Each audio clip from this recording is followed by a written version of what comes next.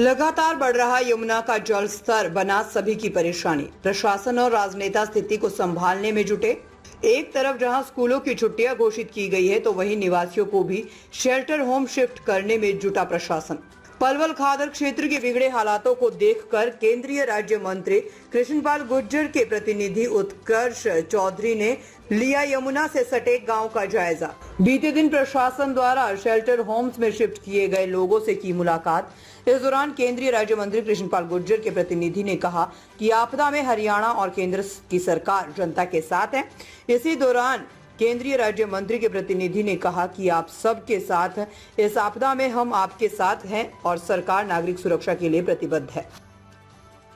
अच्छा, उत्तर जी यमुना से लगते ही गाँवों का दौरा किया है, किस तरह की स्थिति है, क्या कहना चाहोगे? और जिला प्रशासन से क्या अपील करते हो गांव में कोई दिक्कत ना हो, पानी इस तरह से बढ़ता जा रहा है?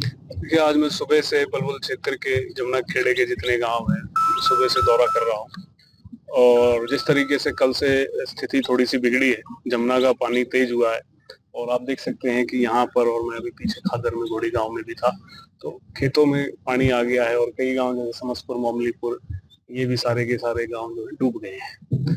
तो ये तो देखो कुदरत का कहर है और इसके प्रति तो हम केवल परमात्मा से दुआ कर सकते हैं कि परमात्मा पे रहम बख्शे। बाकी प्रशासन से, सरकार से जितनी भी चीजें उपलब्ध कराई जा सकती है, जो भी सुविधा मुहैया कराई जा सकती है, वो कराई जा रही है। हम लोग भी अपने लेवल पे, जहाँ हमारे अपने लोग हैं, परिवार के लोग हैं, जहाँ जाना है लोगों के साथ, जहाँ समस्या हो रही है वहाँ जा रहे हैं, मौके पे देख रहे हैं, हालातों का जायजा ले रहे हैं, जो सुधार हो सकता है वो सुधार करने का प्रयास कर रहे हैं। गांव वाले हैं जो अच्छा, उनसे क्या कहना चाहोगे, क्या अपील करते हो? मैं तो यही अपील करता हूँ, मैंने अभी कहा भी कि कई लोग जो भी समसपुर और मोमलीपुर के अंदर हैं उनसे रिक्वेस्ट की जाए और उनको बाहर लाया जाए, क्योंकि जो मुझे लग रहा है और जैसा कि न्यूज भी आ रही है कि ये स्थिति अभी थोड़ी और बिगड़ेगी, जमुना का पानी जो है अभी और चढ़े, तो देखिए सारी चीजों की रिकवरी हो जाएगी, चाहे रोड है या कोई खेती का नुकसान है, मुआवजा मिल जाएगा, पर किसी की जान मान का नुकसान नहीं होना चाहिए। तो मेरी तो सबसे यही दरखास्त है कि अभी कुछ आने वाले दिनों में मुस्तैदी से काम लें और प्रशासन हर तरीके से 24 घंटे गांव वालों के साथ खड़ा है, मुस्तैदी से सारी जो भी चीजें मुहैया करानी है वो करा रहे हैं। और मेरी यही रिक्वेस्ट है कि सतर्क रह करके, सावधानी बरत के, और अगले कुछ दिनों, ये कठिन दिन है, मुस्तैदी से किसी की जान मान का नुकसान नहीं होना चाहिए। गांव वालों ने कुछ समस्या रखी, क्या कहा कुछ?